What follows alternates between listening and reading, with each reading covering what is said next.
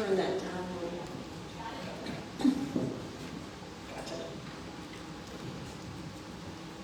So I am Nancy Childress, and it's just so wonderful being in Lawrence again. Is that too loud? No, it's right now. So I used to come down every April vacation to see my granny on West Main Street, and my sister and I would run down the sidewalk down to see my great aunt, Ursula Clardy. And I just learned that the town, Main Street, Lawrence, bought the Whistle Stop Cottage and did a beautiful job. If you would like to donate to our audio control fund, pass the collection afterwards. But we are working on this, I promise. We're getting closer. Do it down to Track, to watch the train go under us. And we just thought that was the most exciting thing.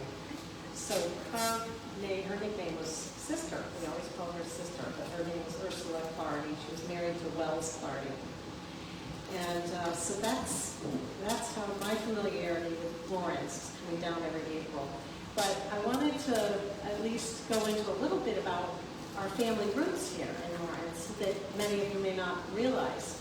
My third great-grandfather, Richard Childress, was born in 1790, 1791, and in Lawrence was born, and he married Nancy Owings, who I am named after, Nancy.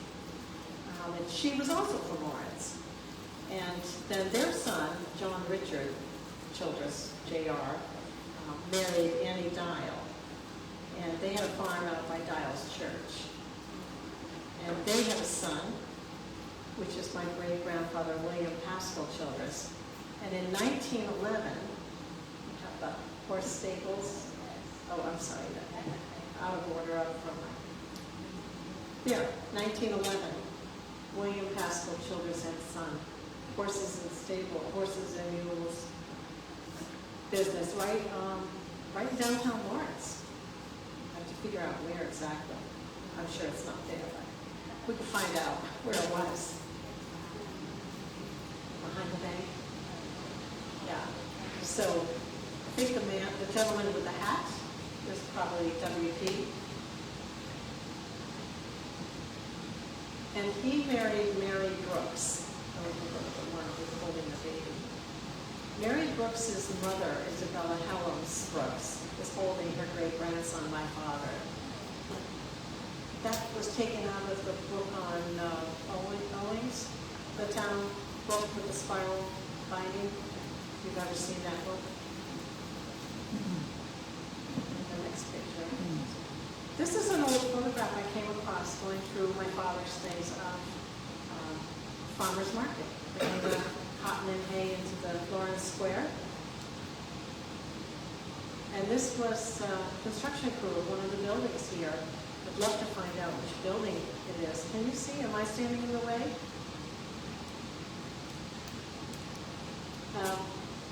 It was one gentleman holding the little boy's hand over on the left. The little boy is my great-grandfather. And that's W.P. with a hat and a white shirt. I need a pointer. It's right here. I think this is my great-grandfather's little boy. This is William Pascal.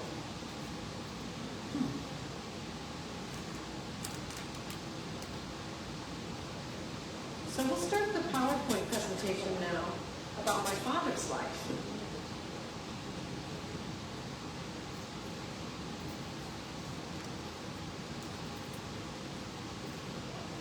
So I chose this as my cover photo. It's a picture of a little girl waiting, no relation, just a random little girl waiting in the Long Island Sound where we lived in Saybrook, Connecticut. And he had a studio always in the home. So it was wonderful to have him home all the time. But we'll start from the beginning. He was born in 1915, and he was given his first paint set by his aunt and uncle. By the way, that was Ursula and Wells Clardy at the Whistle Stop Cottage, the people that gave him his first paint set. And he was about 8 years old then. He would ride out on his pony and paint the red hills, the red clay hills of home. That's just a sample. of his boyhood painting, one of his boyhood paintings. That, I believe, might have been his house on Farley Avenue. They lived there first and then moved to West Main. He went to Clemson University, and to earn his way through college, he would go door to door asking people if they wanted their coat of arms painted. And then he graduated in 1936 with a degree in architecture. And since it was time during the Depression, there really was no call for architects. So he decided to fall back on his talents as an artist. And his first job was to do ad layouts for the Charlotte Observer newspaper. And his boss kept bugging him. You gotta meet my niece in upstate New York. You gotta meet my niece. And he said, I don't want to meet anybody from up north. They finally left. This is just an example of his coat of arms that he would paint. That's the Wynn family, which is Lucille Childress on Main Street. My granny, she was a Trotter, and her mother was a Wynn.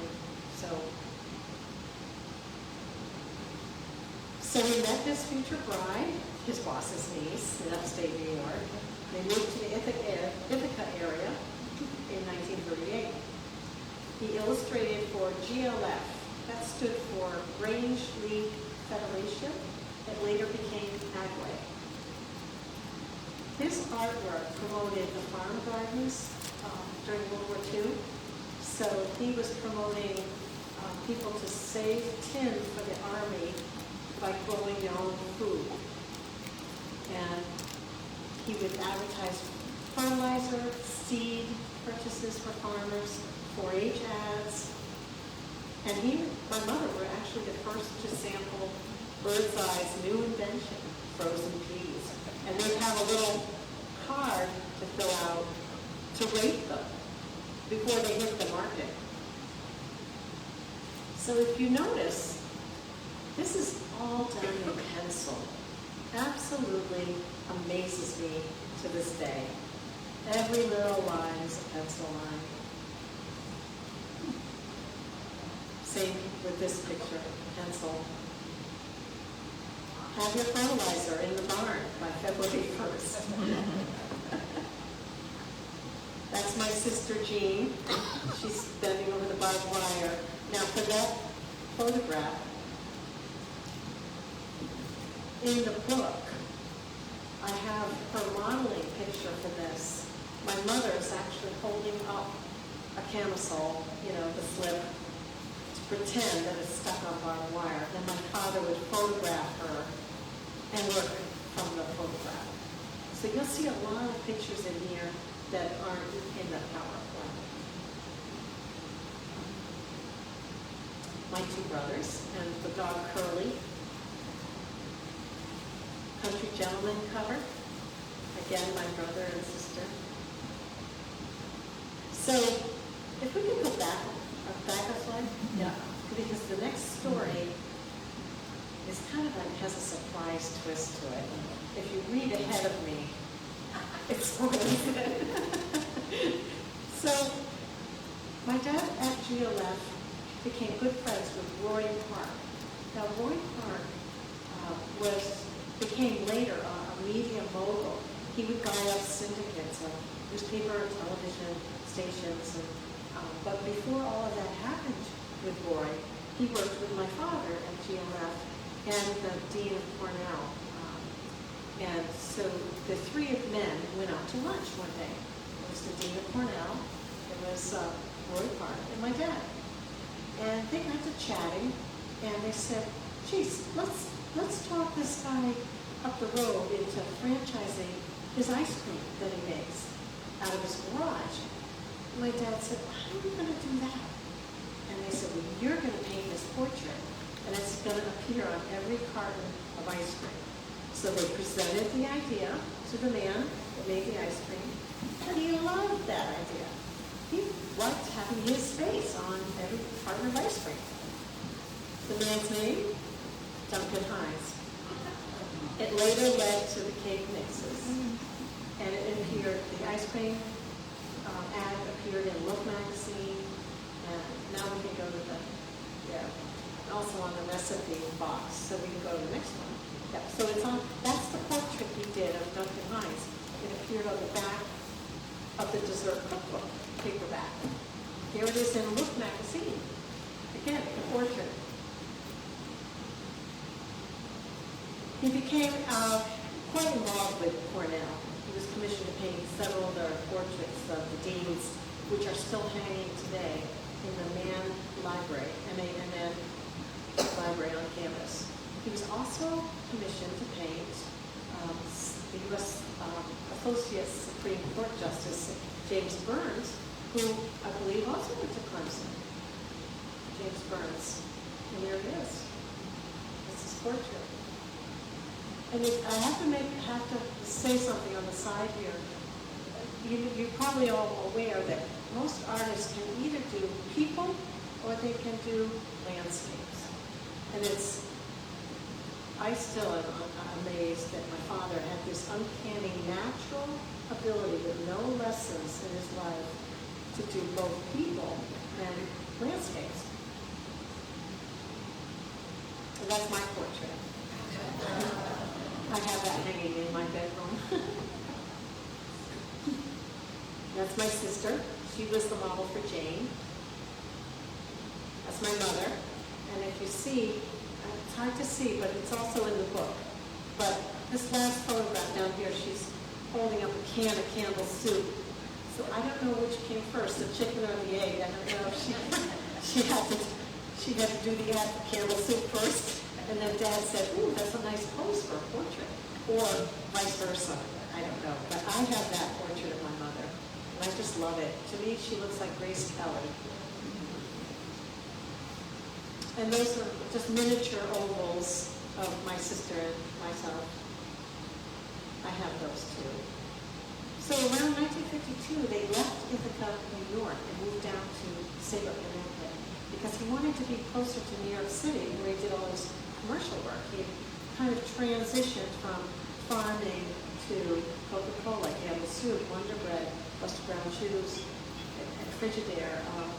So he drew a compass circle with his pencil around New York City and said, let's try to find a house somewhere 100 miles from the city. And they settled on Old Saybrook, Connecticut. And these are some of the Coca-Cola ads are on the top, and then the Frigidaire underneath. Of course, we all followed for those. That's me putting on the shoes on the wrong feet. So all around it are actual photographs of me doing this. And I'm so proud. My shoes are on, but they're on the wrong feet. And that was put on the cover of American Weekly, which is similar to Parade magazine, the pullout section of the Sunday paper. That's my sister Jean waving in her book, and that was done for a cover of Cornet, which is like a Reader's Digest back then. And that's my sister looking out at the Christmas tree. It might have been done for story illustration, but I love that. I always get that out every Christmas and put it somewhere. So from 58 to 68, if you have any of the old books, my dad probably illustrated them. And his family, as I said, were all the models. I was Sally, Sue was Jane, my mother was the mother, and my brother was just a freshman in college at the time, so he was perfect to play the dad in the books. And the colors were very vibrant. If you have the older Dick and Jane books from the 40s and early 50s, you'll see they kind of have dull, muted colors. Then when Scott Forsman saw Dad's work, they said, that's the guy we want. So that's just a rough sketch of me and my little pink whistle and pop. And then it went into the book as colorized. It's a sketch of a cover. Those are some of the books you'll remember. That's me ringing the doorbell for the yellow one. Yeah. That's me and my mom. We're walking up the sidewalk to our back door in Saybrook. that was a rough sketch of it because it's going to go in a story about shopping downtown. That's my brother holding me going down the slide, which became, that's a sketch of it, and then that, it just shows the process. That's, we're reaching for a teddy bear. It's in the bulldozer bucket. Yeah, just a hair, but that's okay. No, that's okay. And he would make little marginal notes, like with pencil, on what changes he wanted to make. And Scott Horseman said, look, you can have full reign to do anything you want with them. We'll send you the text, and then you figure out how you want to do it humorously, or like Norman Rockwell, or whatever you wanted to do through the art. And they even gave him permission to make text changes, which as a reading teacher myself is amazing, because if you understand the importance of how text is written for children in order for them to learn to read, it was amazing. So I have examples, there may be an example in this, of where he actually did change the text and it was accepted. So it's kind of neat, for me anyway, as a teacher. There we are, looking so surprised. That's a sketch, obviously. Oh, here, that's an example of a text change. So it originally said, come here, Sally. And he changed it to come with me. And it became accepted. And the next page shows how it was accepted. Right here, come with me.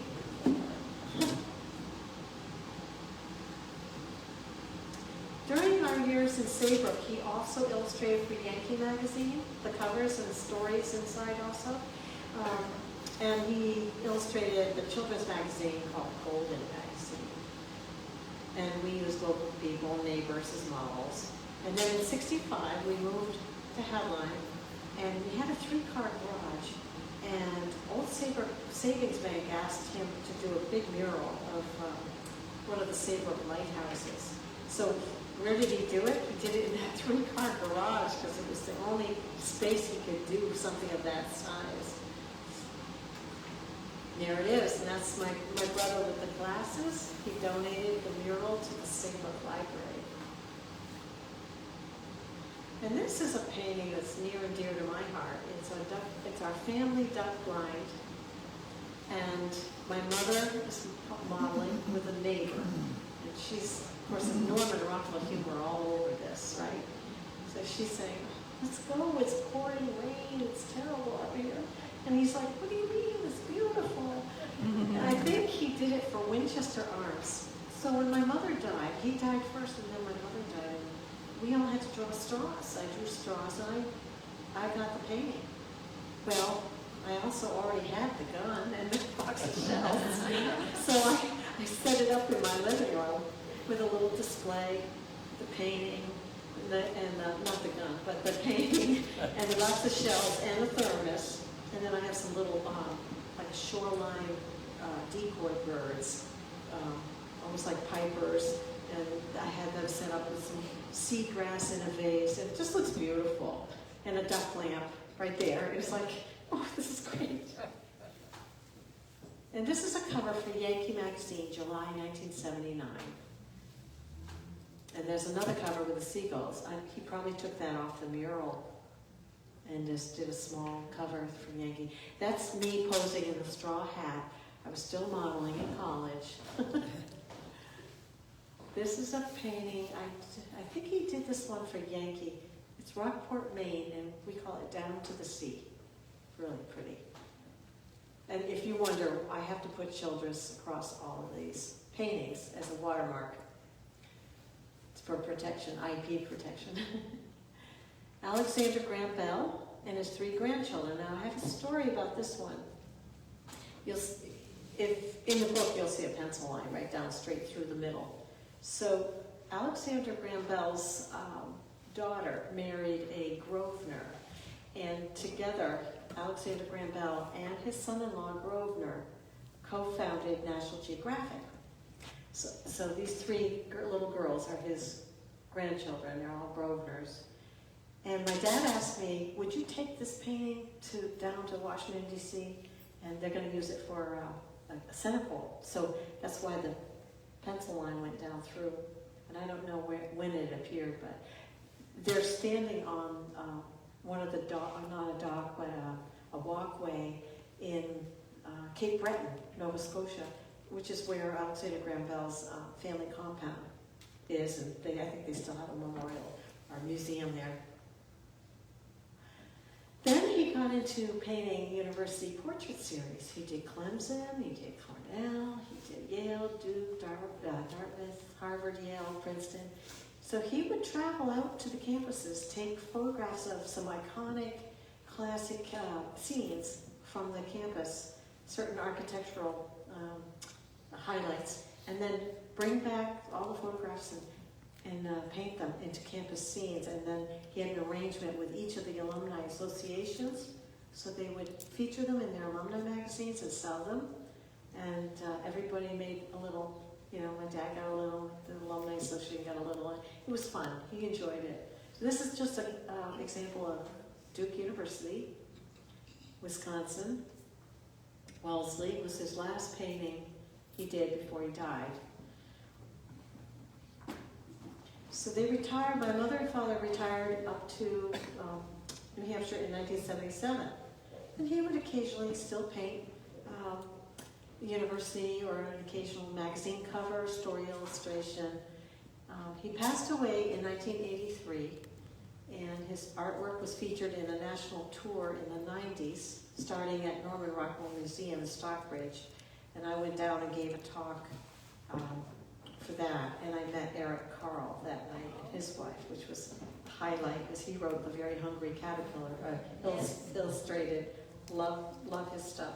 And my father's life has been featured on a lot of different public television stations and shows.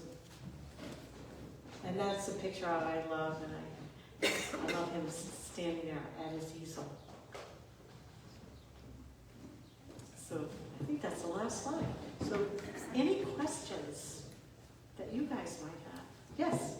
You mentioned one of the differences between his illustrations of the Jane book and the original illustrator was that his colors were more vibrant. Yes.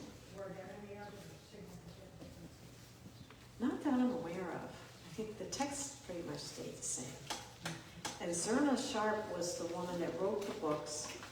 And I was telling my cousin how that came about. Zerna was a teacher, and she'd be out on the playground, and she would tape record children talking to each other. And they would talk in staccato type sentences, like, look, look, see, see? And she wrote this all down, or she had tape, from what I've said, tape recorded it, and wrote it all into stories, and Scott Forsman bought the stories. And for some reason, the way the children talked to each other was the way they also learned. And as someone pointed out earlier, that's how you, between that method and then the phonics method of reading and sounding out with the phonemes, presents different ways for children, for different learners, as you were mentioning. Yeah, so I thought that was fascinating, to tape record children talking to each other on a playground. Yes? Didn't I hear that he was a friend of Norman Rockwell? He was. My parents used to go up and visit them in Stockbridge. And we had Katharine Hepburn live right around the corner in Saybrook, Wow. out on Fenwick, and she'd ride her bicycle by the house. And she'd say, "Hi, Mom!"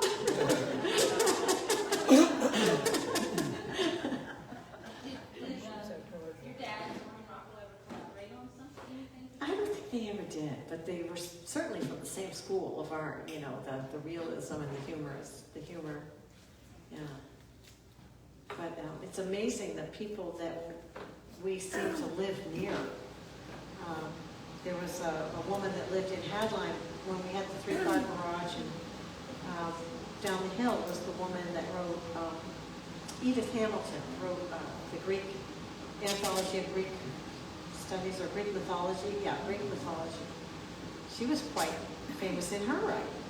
So It's amazing, you know? You don't appreciate these things until you're older and you're looking back and say, oh, you know, these people were all around us. Did your father have a baby married Lawrence? Did you ever talk about it? Oh, he used to tell me lots of fun things about Lawrence. So every time we'd come down in April, he had to take me to a field that had just been freshly furrowed, where he, as a boy, used to collect arrowheads. And he'd say, oh, you gotta look here, you gotta look here. He knew exactly where to go. We'd find arrowheads. It was wonderful, it was so exciting. And I have a picture in the book of some of the arrow tools, or the Native American tools, and a great big stone bowl we found. It's fascinating. It's lots of fun. And then he had to take us to Lawrence Glass, and we climbed the mountains of glass and bring home some glass. And then we, right near there was a barbecue place. I don't know the name of it. I guess it's gone now, but what? Dandy's. Oh my gosh, was that good? And now it's gone. So, you can buy Dick and Jane books now? On eBay, you on can still get the old Amazon, ones. Amazon. And they're not bad. I think they're like $30, $40 a book. That's how I learned how to read. Yeah. I'm gonna buy one and try it on my grandchildren. Well, it's funny because when I was modeling for them, and then I went to first grade, and the teacher handed out the new school books. Well, the books came to us first to preview at our home for my dad to preview. And so he let us pour over them. You know, when I got to first grade, the teacher handed them out. I said, oh, I've already read this one. She didn't know what I meant because my mother didn't tell anybody that, you know, that we were modeling for my dad. Yeah. And it's funny, it's all kind of outspoken. But I had to read it again, so I suffered through it. You sign autographs for your friends? I do now. People bring me old books. I said, sure, I'll sign my name, Nancy Childress, a.k.a. Sally. Yeah. But, any other questions? Yeah. No lessons. No lessons at all. No formal training. It's unbelievable. Just amazing.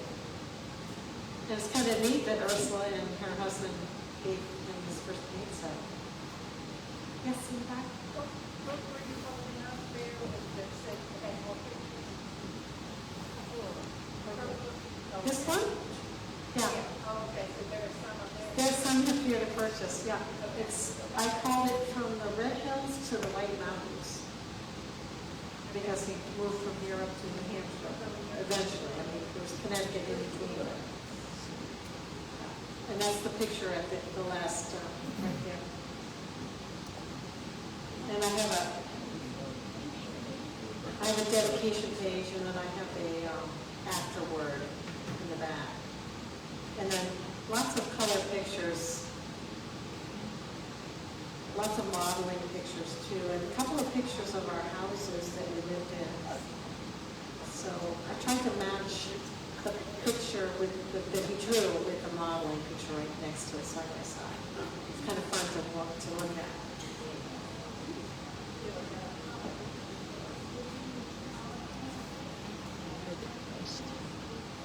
So the question is, when he started doing color, did he do pastels or pencil? I don't know, because when he started doing color, he was a little boy in his paint set on board. It was like a little board pencil, right? That was just literally a graphite type pencil.